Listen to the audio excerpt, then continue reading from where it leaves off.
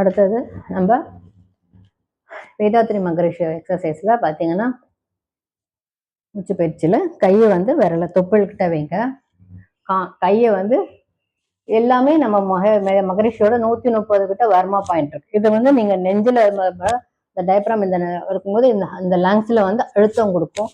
உங்கள் காதில் ஒரு வர்மா இருக்கு. ஸோ இதெல்லாம் பண்ணும்போது உங்களுக்கு அடைப்பட்டது எல்லாமே வரும். இப்படி வச்சு ஒரு 5 மூச்சு விடணும்.